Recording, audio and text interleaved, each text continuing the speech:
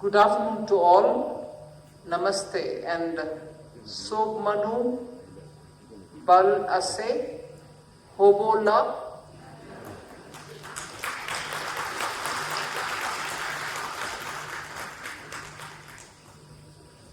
It gives me immense pleasure and joy to be here in this beautiful and mountainous town of Kiphire. It's a land of festivals, Nagaland is normally called. And Kiphire in particular stands out for its fascinating history. This land remained untouched by the British colonial administration, even when its surrounding areas came under their control even in 1920s. You've been brave in keeping them out. As a result, tradition here has been carefully preserved, carried forward proudly from one generation to the other. I'm especially glad to know that nature holds a sacred place in the customs here. That's reflected in your folk songs, your folklore, and your daily life. It actually shows a deep harmony between the people and the environment. And that has actually defined the region for a very long time. The majestic Saramati peak, rising to a height of 3,840 meters. It actually stands as the Nagaland's highest point. It's visible from Kiphire, although I have not sighted it yet. And it is admired for its panoramic views across both sides of the border. Its slopes often offer a mountain climbing experience that even amateur trekkers cherish. Kiphire is also known for its apples. It's grown in Tanamir village, situated over 2,000 meters above sea level. And I had a taste of them. They are delicious and absolutely crunchy and juicy, which I don't get in any of the apples which I buy from the market in Delhi. Apparently, Tanamir is the only apple growing village in the entire Northeast. And the village's annual Tanamir Apple Festival has become a much awaited event in the calendar for visitors who are visiting Nagaland, and they take their memories beyond here.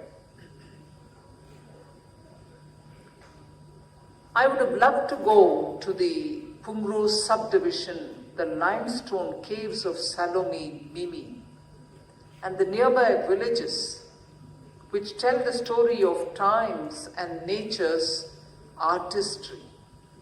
The Zunki River, another of Kiphire's natural treasures, flows gracefully through the district with the potential to support exciting water sports such as rafting and canoeing. There are several achievements of the Northeast which we can speak of. Since the time Honorable Prime Minister Narendra Modi has taken charge in Delhi, the Northeast has been placed as a priority and as the heart of India's growth vision. Calling Northeast and its 8 states as Ashtalakshmi, in the last decade, Prime Minister has travelled to each and every part of Northeast, and the total count till today stands 70 times. For a Prime Minister of India to visit every part of the country is something which you would naturally expect. But unfortunately, we have not seen Prime Ministers otherwise travelling so much to the Northeast as would all of us love it. But Prime Minister of India, Narendra Modi ji, has reached the Northeast 70 times. And central ministers like me have been told to visit Northeast to make sure their department and their work, related work, happens smoothly. and a total of 700 visits by the central ministers to the Northeast has happened. And in this 700 number, it's not a just fly by morning flight and come back and return in the evening. It's overnight stays, each visit for a minister, because only then do you interact with the local people, understand the issues of the local area.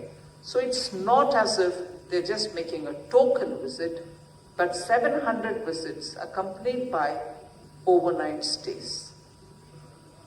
As a result of sustained commitment, you find 3,613 projects worth over 44,800 crores have been sanctioned for this region. 974 industrial units have been registered in the Northeast, and 10 new greenfield airports have been built in the last 11 years. 4,136 crores have been allotted for the development of hydro projects. The Rising Northeast Investors Summit, which was held in May, drew an unprecedented number of 4.3 lakh crores as investment shown as interest while signing the MOU. The state governments will have to follow them, pursue them to have them brought to the ground. There are several financial inclusion related programs, whether it is Jan Dhan accounts, which had zero balance but no service charge at all. With the credit worthiness improving on all these accounts, the financial identity has been established, and that is why you get credit checks given to such account holders so that they can carry forward their businesses. In the credit outreach that we saw, somewhat a few of the customers receiving their checks, aspirational districts have been given priority, and that is why Kiphire gets a priority, because people here are revving to go forward, taking their aspirations, their dreams, which I saw and interacted with the NLRM women day before, last evening, I think, when women came saying, NLRM has benefited us, we've become lakhpatis, but our now ambition and dream is to become crorpatis. So Kiphire is actually benefiting because directly many of these people's welfare schemes and empowerment schemes, not just welfare. You're not just getting rice and wheat through the ration shops, you're getting that as well. But you're getting credit so that you're able to take your aptitude, your business interests forward so that commercial activities improve and in turn your own economic empowerment grows. So if you see, I have inaugurated 9 new branches today for the entire Northeast region. 8 are by the State Bank of India and 1 is by Nagaland Rural Bank.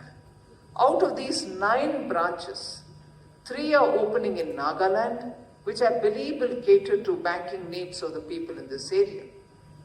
Banks have done a good job in deploying banking correspondents, BCs as they're called, bank mitras, in far-flung areas.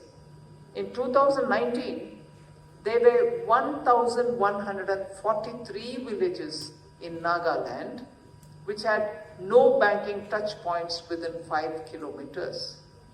With the efforts of the banks and the state level bankers conference, this number has now reduced to 15 only, which also I am hopeful will be covered by this financial year. 1,143 villages in Nagaland in 2019, which had no banking touch points at all. Today, that number has come down from 1,143 to just 15 only.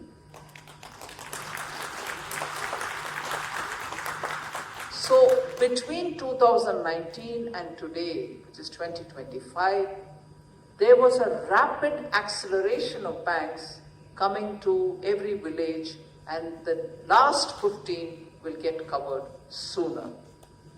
Sanctions under various schemes amounting to approximately 350 beneficiaries and to a total value of 28.02 crores have been provided by banks in Kiphire, which will prove crucial for economic progress of this area.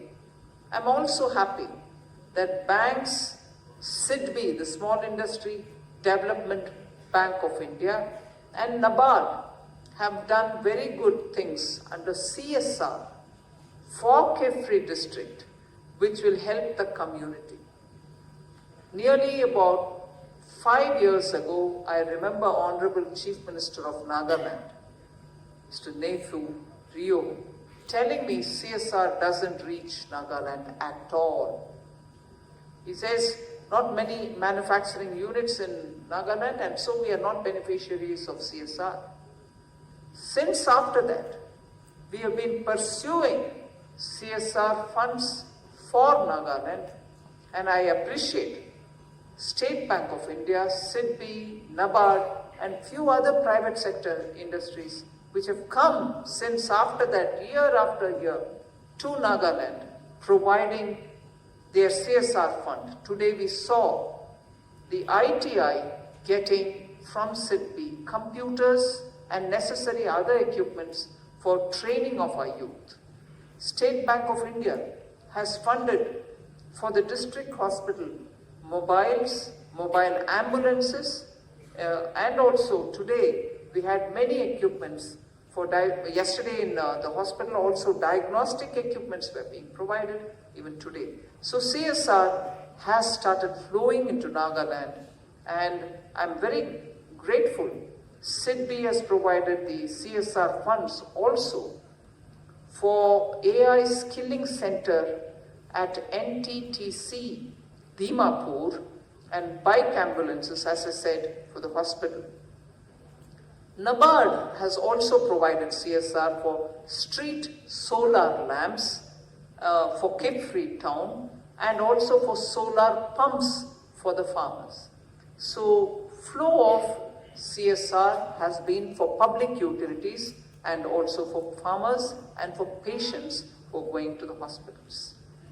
Now, with all this said, I also want to highlight the fact that India is seeing a big breakthrough in terms of the talent which is emerging from the hill states, and they reach all the metro cities with their skilling abilities, with the skill sets that they have. Nagaland has actually benefited by many of these.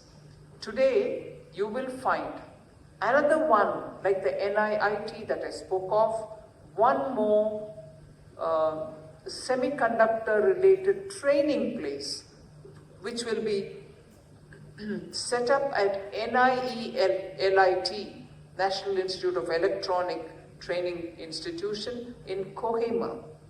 The courses such as diplomas in smart manufacturing, semiconductor assembly and test will be offered, and this center in NIELIT in Kohima will be a very big blessing, according to me.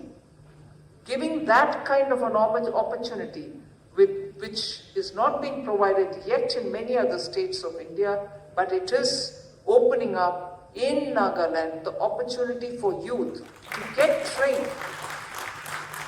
And for all you know, across the border into Assam, for the very same semiconductor related facility which is being created, Tata OSAT as it is called, in very close to Guwahati. I'm sure many trained Naga youth, because they have the necessary skill set after the training in NIELIT in Kohima, you will find jobs aplenty, and your youth, our youth from Nagaland can benefit out of it. And therefore, first of all, let me thank all of you all for very patiently listening to me. There is just so much that we can do.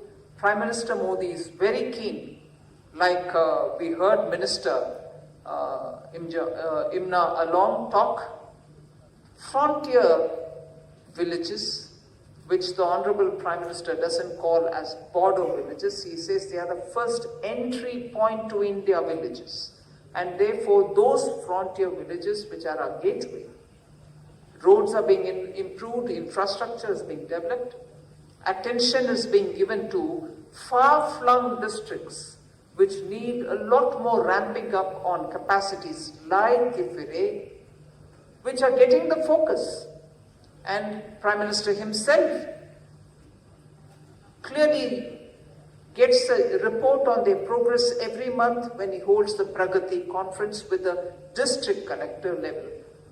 And therefore, I would think, as Kiphire as an aspirational district and Nagaland as part of the Ashtalakshmi of the Northeast will rev up in growth and be significantly contributing to India's Vikasit Bharat dreams of 2047.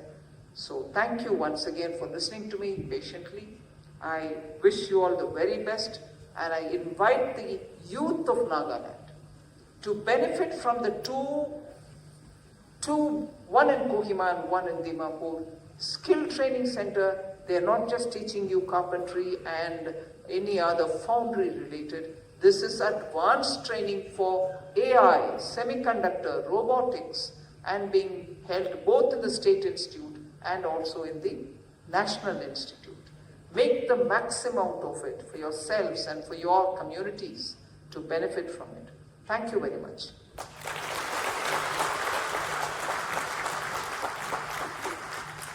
Thank you so much, Madam, for your truly uplifting and inspiring speech.